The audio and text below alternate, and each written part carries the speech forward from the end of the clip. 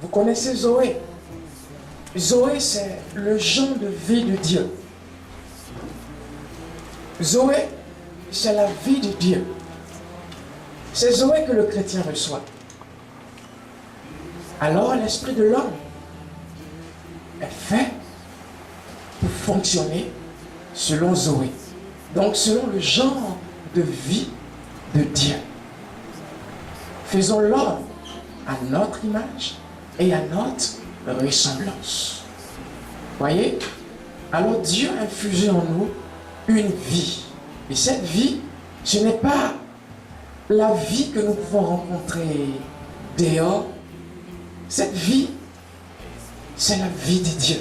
Tu vois, tu es assis peut-être là, mais tu ne connais pas les potentiels que Dieu a infusés en toi. C'est Zoé. Et comment marche Zoé? Comment marche ce genre de vie? Il faut s'inspirer de Jésus. Il faut regarder, il faut l'examiner. Comment est-ce qu'il marchait sur la terre? Parce qu'il est venu nous montrer comment on fait. Il est venu nous montrer une image.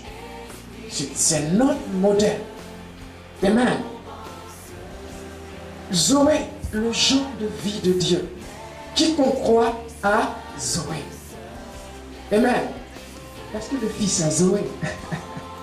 Parce que le Fils a cette vie, il peut vous la donner. Et le jour où vous avez cru, vous l'avez reçu. Amen.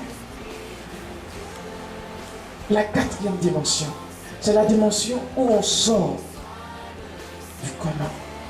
Le comment, c'est le comment des êtres humains. Est-ce que vous pensez que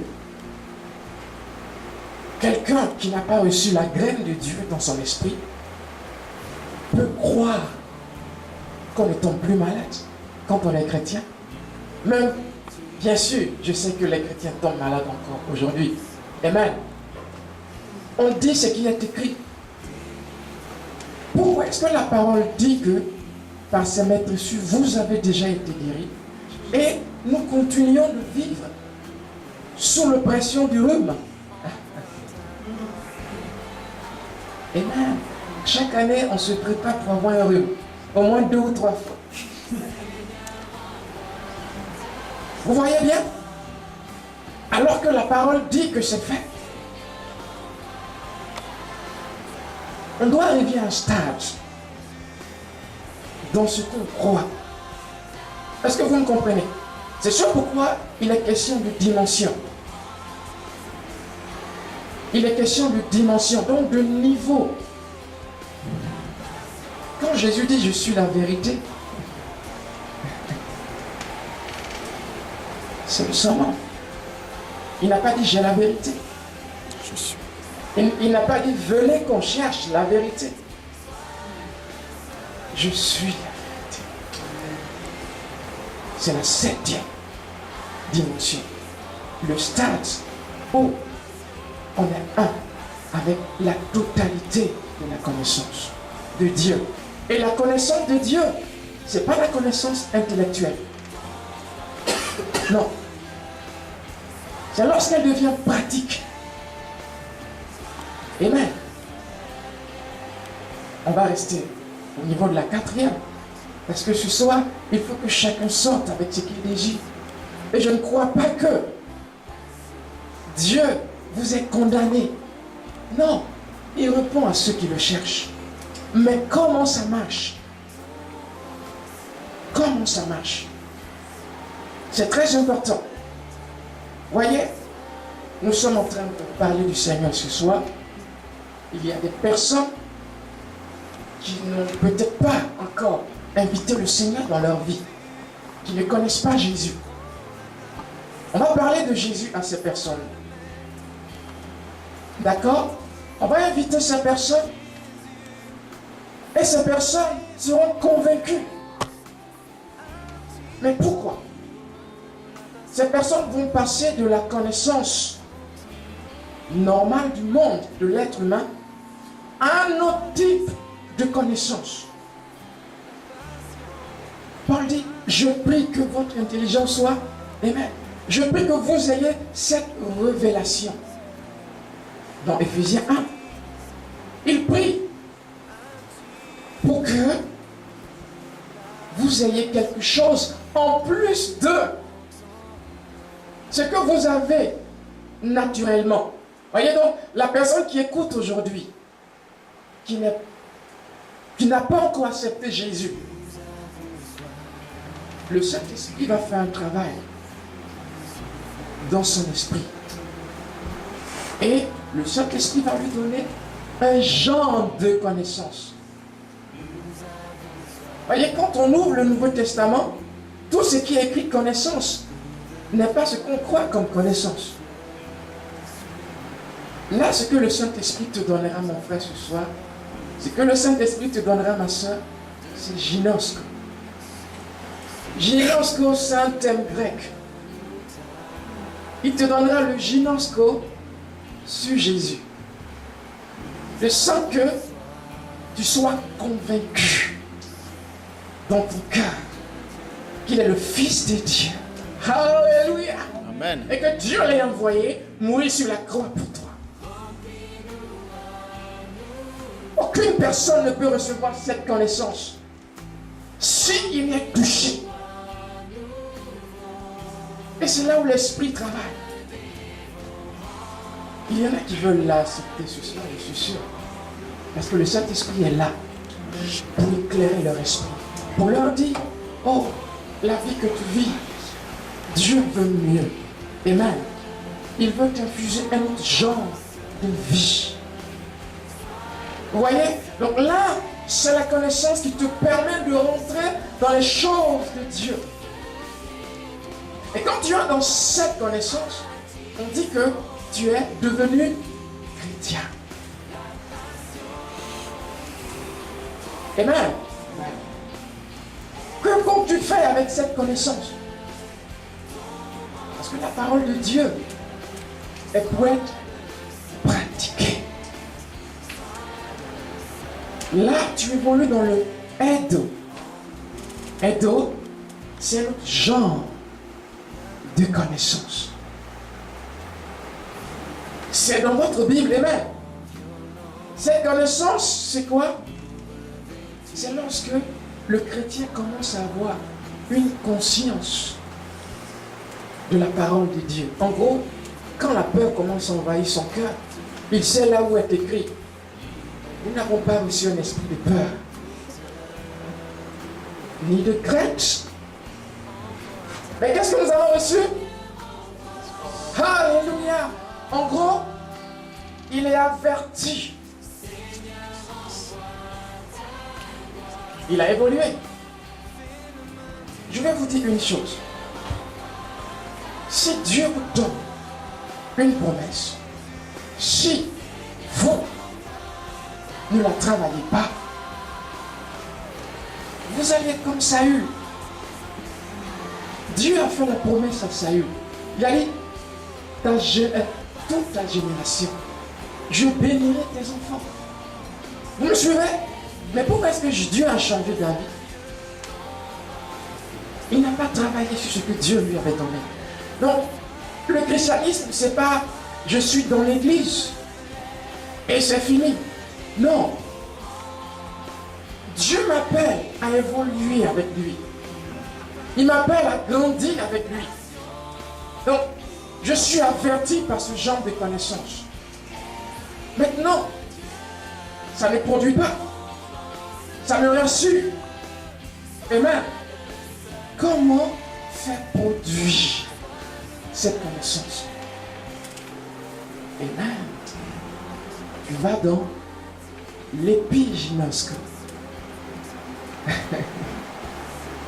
C'est la relation, c'est comme ça que c'est dit dans le Nouveau Testament. C'est la relation que tu as avec la parole de Dieu. En gros, tu arrives au stade où, si c'est écrit, c'est que je peux le faire. Amen. Et tu n'as plus peur. Tu arrives au stade où le vent souffle, mais tu sais que c'est fait. En gros, tu vis la parole. Tu es un avec la parole. Et on arrive à l'épignosis. L'épignosis, c'est un genre de connaissance.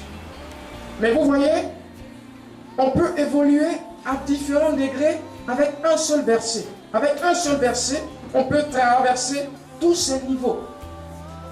L'épignosis, c'est la connaissance totale. C'est quoi la connaissance totale? Vous voyez, c'est au stade où la connaissance te remplit les os. Tu deviens l'expression de ce qui est écrit. En gros, tu ne luttes plus pour croire en fait. La foi devient naturelle. Alléluia. Amen. Tu marches dans les champs sans lutte parce que ton esprit s'est accoutumé à penser comme ça. Vous savez ce que ça veut dire être béni? Vous ne le savez pas. C'est ce pourquoi vous criez tout le temps, sois béni, sois béni. Être béni veut dire soit moins prospérer. Tant que cette définition ne t'atteint pas la moelle épinière, tu ne pourras pas produire le fruit. Vous voyez? Donc on est passé de la connaissance simple à la connaissance au niveau où on devient un. Celui qui s'attache avec le Seigneur devient un seul esprit. Amen. On devient un avec la connaissance. On marche dans la connaissance. Ça devient notre vie naturelle. On ne réfléchit plus pour la vivre. Donc Dieu nous appelle à la progression. C'est très important. Tu cherches peut-être la paix. Il y en a qui ne dorment pas. Il y en a qui sont tout le temps stressés. Quand l'Esprit de Dieu dit, je suis ta paix, amen. Quand la Bible dit, amen, la paix du Seigneur qui surpasse toute intelligence. Et comment est-ce que tu appliques cette vérité? Comment est-ce qu'elle devient un avec toi?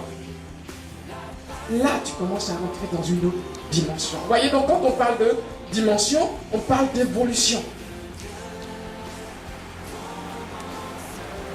Si je dis à quelqu'un qui vient de croire au Seigneur aujourd'hui qu'on ne tombe plus malade, dans son esprit, non.